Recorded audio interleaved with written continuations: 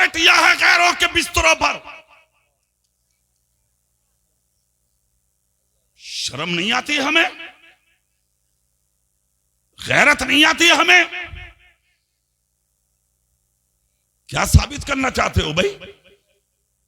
अच्छा, एक बात मेरी समझ में नहीं आती, उसको गौर से सुनो। एक बेटी 9 महीने मां ने अपनी कोख में रखी, 2 साल तक उस बच्ची को अपने जिगर का खून पिलाया, 25 साल तक बच्ची को तुमने अपने कांधे पर रख के परवरिश किया। तेरे टुकड़े खा के जीने वाली बेटी तेरे घर से भागी क्यों? अल्लाह। क्यों थाने में तेरे खिलाफ देती है बयान? क्यों चौकी में तेरे खिलाफ बोलती है वो? क्यों कचहरी में तेरा चेहरा देख के भागती है वो? क्यों सोशल मीडिया पे वीडियो बना के भाइयों, बाप, मां, खानदान वालों के खिलाफ डालती है वो? सवाल उठता है, पेट में मां ने रखी, दूध मां ने पिलाया, 25 साल तक तुमने पाला, बेटी भागी क्यों? तलाश करो इस वजह को, तलाश की वजह। मोहल्ले की औरतों ने मां से पूछा, क्या हुआ जी ये? तो वो मां कह रही है, मां मेरी को तो हुस्न को नजर लग गई। हो मुफ्तन कह रही है, मुफ्तन, बगैर पढ़ी जाहिला। वो कह रही है, मुफ्तन बोले मेरी बेटी के हुस्न को नजर लग गई। क्या हुस्न है तेरी बेटी के पास जो हुस्न अल्लाह ने मेरी रसूल की बेटी को अता किया था? जोर से नहीं बोलोगे तुम? नहीं बोलोगे जोर से सुभान अल्लाह? क्या हुस्न है तेरे पास और तेरी बेटी के पास? नजर लग गई? नहीं, वजह कुछ और है, वो तलाश कर। जी। जब उस वजह को तलाश किया तो एक मंजिल पर मैं भी पहुंचा और उसको मैंने गौर से देखा। ये गरीब बाप जिसने अपने छोटे बड़े बच्चों की परवरिश की, एक दिन ऐसा भी आया, मजदूर गरीब बाप बीमार होकर बिस्तर पर गिर गया, 3 बच्चे छोटे, बड़ी बेटी की उम्र तकरीबन 20 से 25 साल, जवान बच्ची है घर में। बाप बीमारी की वजह से अंधा हो गया, घर में 8 दिन का फाका हो गया। कमजोरी और नकाहत की वजह से बाप की कमर बिस्तर से लग गई, अल्लाह। उठा नहीं जाता था गरीब बाप से। 1 दिन देखा, 2 दिन देखा, 8 दिन हो गए। जवान बेटी को देखते देखते बेटी बेटी होती है। उसने जब बाप को तड़पता देखा कि मेरा बाप दवाई की वजह से कहीं मर ना जाए, कि मेरे बाप को दवाई नहीं मिल पा रही, और मेरा छोटे छोटे बहन भाई भूख की वजह से तड़प तड़प के कहीं दम ना तोड़ दें, तो 25 साल जवान बच्ची ने देखा बाप तो अंधा है, मुझे देख नहीं रहा, मगर बाप मर जाएगा, मेरा कोई भाई बहन मर जाएगा, भूख की वजह से करूं तो क्या करूं। 25 साल जवान बच्ची अपने घर से बाप की इजाजत के बगैर निकल गई, और निकलने के बाद शहर की उस मार्केट में पहुंची कि जिस मार्केट में औरतें अपना जिस्म बेचकर पैसा कमाती थी, जिस्म फरोशी करके अपने घर चलाती थी, ये गरीब बाप की बच्ची भी जाकर उसी लाइन में बाजार की लग गई, जिसके हुस्न का ठिकाना नहीं था। सुबह से दोपहर हो गई, कोई खरीदार न आया, शाम आ गई, कोई खरीदार न आया, दिन मुकम्मल हो गया, मगर इस हुस्न की मलका के पास कोई खरीदार न आया। इससे कम हुस्न वाली आई, उन्हें लोग ले लेकर चले गए, मगर इसके पास सौदा करने कोई जवान शहर का न लौटा। शाम को ऐलान कर दिया बाजार वालों ने आज की मार्केट मुकम्मल है, कल फिर से मार्केट लगेगी। जो औरतें बाकी हैं उनका सौदा कल किया जाएगा। सारी औरतें जो रह गई थी उनमें से गरीब बाप की बेटी भी चली। जैसे कि घर के दरवाजे में कदम रखा, बाप महसूस किया मेरी बेटी आ गई है।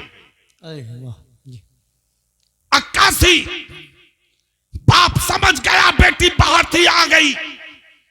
अंधे बाप ने कहा बेटी, बुलंद आवाज करके कहा जी अब्बू। कहा बैठना मत, पहले मेरे करीब आ, मेरी बात सुन, मैं तुझसे कुछ पूछना चाहता हूं। इतना जब कहा तो गरीब बच्ची की आंख से आंसू निकल गए, आंखों के आगे अंधेरा आ गया, जिस्म हिल गया, पैर लरसा अंदाम हो गए। बच्ची आगे बढ़ी और जाके अपना सर बाप के कदमों में रख दिया। बाप उठा, उठकर अपना हाथ बच्ची के सर पर रखा और रखने के बाद कहा बेटी रोवे मत, सच बता दे सुबह से थी कहां? बच्ची नहीं बोली। फिर से कहा, बच्ची ना बोली। बाप बोला बेटी सच बताते मैं तेरा बाप हूं और तू मेरी लख्ते जिगर है। अगर तू मुझे ना बताएगी दिल की बात तो फिर किसको बताएगी? इतना जब कहा तो बच्ची बोली अब्बा जान आपने कमाया बहुत, खिलाया बहुत, जिंदगी की इस मंजिल पर ला के खड़ा किया, मगर ए बाप आज कमजोरी की वजह से और बीमारी गरीबी की वजह से आप अपनी आंखों से अंधे हो गए। जिस्म में उठने की ताकत ना रही, घर में 8 दिन का फाका है। मेरे भाई बहन भूख की वजह से मौत के दरवाजे पर दस्तक देने वाले थे, इधर आप बिस्तर से उठ नहीं रहे थे। मुझे खदशा हुआ मेरा बाप मेरे हाथों से निकल न जाए, मेरा कोई बहन या भाई मेरे हाथों से निकल न जाए। ए अब्बा जान मुझसे रुका ना गया। कहा तुमने क्या किया? कहा मैं आपकी इजाजत के बगैर अपने घर से निकली और शहर की उस मार्केट में गई अब्बा जान कि जिस मार्केट में औरतें जाकर अपना जिस्म मर्दों को बेच के अपने चूल्हे चलाती हैं, अपने घर चलाती हैं, अपनी जिस्म फरोशी करके अपनी जिंदगी के ऐश लेती हैं। ए अब्बा जान आज मैं भी उसी बाजार में गई थी ताकि जिस्म बेच के कुछ पैसा कमा लूं और वो पैसा लेके मैं अपने बाप की दवाई दिला दूं, मैं अपने भाई को खाना खिला दूं, मैं अपनी छोटी बहन के दामन में टुकड़े डाल दूं। ए अब्बा जान मुझे माफ करना, मैं आपकी इजाजत के बगैर चली गई, मगर क्या करूं मेरी किस्मत अच्छी ना निकली। बाप बोला बेटी एक बात पूछ लूं? कहा क्या? कहा कोई खरीदार आया, कोई सौदा करने वाला आया, कोई तेरे पास तेरी खैरियत पूछने के लिए आया, कोई तेरे पास कोई वजह पूछने के लिए आया कि तुम क्यों खड़ी हो, किस लिए खड़ी हो? ए बेटी क्या बता सकती हो कितने खरीदार आए? चीख निकल गई हुस्न की मलका की। बाप का पांव पकड़ के कहा अब्बा अफसोस इसी चीज का है जो कब हुस्न वाली थी उन्हें लोग खरीद कर अच्छे पैसों में ले गए, मैं सुबह से शाम तक खड़ी रही। खरीदना तो बड़ी बात, कोई सौदा करने भी नहीं आया। सौदा करना तो बड़ी बात, किसी ने तुम्हारी बेटी को नजर उठा के भी नहीं देखा। मंसूरपुर के जिंदा दिल सुन लियो। इतना जब कहा तो बीमार बाप बोला बेटी सुन अभी तो एक दिन बाजार में गई है, अगर कयामत तक रोजाना बाजार में जाके तो खड़ी होती रहेगी तो उस बाजार में किसी की हिम्मत नहीं है जो मेरी बेटी की तरफ नजर उठा के देख ले। इसलिए कि तेरा बाप गरीब जरूर है मगर जिंदगी में औलाद को कभी हराम का लुक़मा नहीं खिलाया। नारे तकबीर, नारे तकबीर, नारे रिसालत, नारे रिसालत। अल्लामा मुफ्ती कारी इकबाल साहिब किबला, कारी इकबाल साहिब किबला, नारे तकबीर। कारी साहब का यही बहुत है, मुफ्ती तो बहुत है। इस जमाने में मुफ्तियों की कमी नहीं है हजरत। ये मोहब्बत में मुझे बोलना ही है, हमारे अपने हैं, खास हैं। उलमाए किराम मोहब्बत करते हैं। अल्लाह इन सब के इल्म में अमल में बेपनाह बरकत अता फरमा, मगर असल को छुपाना नहीं चाहिए जी। है कि नहीं बात भाई? हम जैसे लोग अपने बारे में झूठ बुलवाएंगे तो फिर कौम का क्या होगा? है कि नहीं? दुआ करो कि अल्लाह जितना है इसी पे कायम रखे। जी बेशक। जोर से बोलो ना सुभान अल्लाह, पूरी ताकत से बोलो सुभान अल्लाह। चेहरा मेरी तरफ करके बात सुनो, जिंदगी 4 दिन की है, इसे ऐसी बना लो, ऐसी बना लो, कब्र में पहुंचो तो मुस्तफा देख के खुश हो जाए, कयामत पे पहुंचो तो खुदा देख के राजी हो जाए। अरे वाह बेशक। हाँ? सुनो चेहरा मेरी तरफ करके बात। आज जो बेटियां घरों से जा रही हैं, बेटी तो जिम्मेदार है ही, उसका जवान भाई भी जिम्मेदार है, जी उसका बाप भी जिम्मेदार है, उसकी मां भी जिम्मेदार है। तुम कहोगे क्यों? तेरी आंखें फूट गई, सुबह से शाम तक कहां है मेरी बहन? तेरी आंखों से नजर नहीं आता, सुबह से शाम तक कहां है तेरी बेटी? शादियों में बेपर्दा, बाजार में बेपर्दा, यहां तक कि मार्केट में बेपर्दा, और तो और मजारों पे बेपर्दा। अल्लाह। शर्म नहीं आती? आज तक बाजार भरे पड़े थे औरतों से, आज तो मजार भरे पड़े हैं औरतों से। जी बेशक। हाँ, अब पीर साहब खुश हैं। अपने आप मामला सही है, भीड़ आ रही है। जाहिल पीर कह रहा उजड, छठा हुआ जाहिल कह रहा अपने आप भीड़ बहुत आ रही है। कान खोल कर सुनो, जो पीर इन चीजों को पसंद कर रहे हैं, खुश हो रहे हैं, वो पीर हो ही नहीं सकते। जी बेशक। जो सरों पे हाथ रख रहे हैं औरतों के, वो जाहिल हैं, वो पीर नहीं हो सकते। जो सामने बैठा के बात कर रहे हैं औरतों से, वो जाहिल हैं, वो तुम्हारी आखिरत बर्बाद कर रहे हैं, वो पीर हो ही नहीं सकते। जी बेशक। पीर अकीदे की हिफाजत के लिए होता है, पीर जिंदगी के अमाल की सुधार के लिए होता है, पीर तेरी आखिरत को अच्छा बनाने के लिए होता है, पीर तुझे कब्र का सलीका सिखाने के लिए होता है, पीर तुझे इबादत का रास्ता दिखाने के लिए होता है। पीर ऐसा तलाश करो कि अगर नंगे सर पीर के सामने चले जाओ तो वो लाहौल पढ़ के तुम्हारे सामने खड़ा हो जाए। अल्लाह बेशक। यही एक पीर बरेली में था, जी। जोर से बोलोगे? सुभान अल्लाह। बोलोगे जोर से? सुभान अल्लाह। कोई दाढ़ी मुंडा अगर सामने आ जाता, चेहरा फेर के फरमाते ला हौला वला कुव्वत, कैसे चेहरे हैं जो गैरों की तरह बना रखे। अल्लाह बेशक।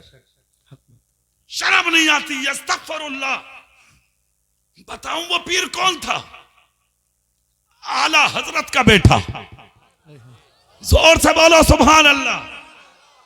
मुफ्ती आजम वो थे पीर। आज तो तुम बिल्कुल मत रखो दाढ़ी, बिल्कुल मत ओढ़ो टोपी, जैसे चाहो ऐसे चले जाओ पीर के पास, कोई कुछ कहने वाला नहीं। ये चीजें वो कहेगा जिसका सीना मोहम्मद मुस्तफा की मोहब्बत का मदीना हो। वाह बेशक। हाँ, पीर जरूरी है, मगर ऐसा पीर तलाश करो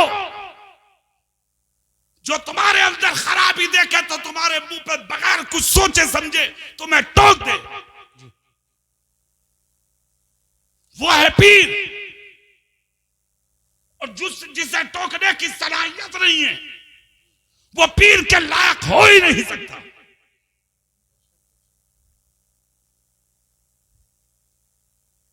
आज बेटियां, तुम्हारी बहनें, तुम्हारी बच्चियां बेपर्दा जहां जा रही हैं, तुम्हें कोई परवाह नहीं। एक चीज जहन में आ रही है आपके, कुछ अमीर किस्म के जो लोग हैं, उन्होंने तो अपनी बेटियों को छोड़ दिया है साहब हॉस्टल में। कभी जाके देखा है कौन से हॉस्टल में है? कभी चेक किया तूने है भी कि नहीं? लंबे लंबे मोबाइल, घूमने के लिए स्कूटी, माल की वजह से छोड़ दिया बाहर। बेपर्दा बेनकाब हैं बेटियां, पब्लिक में बैठ के दावे कर रहे हो हम नबी का दामन नहीं छोड़ेंगे। बेटियां बाजारों में छोड़ दी तुमने, तुम्हारे हाथ में नबी के दामन है। जिसकी बेटी बहू मां बेपर्दा घूमती हो उसके हाथ में कभी नबी का दामन हो ही नहीं सकता। जी बेशक, सही बात। गलतफहमी में हैं आप।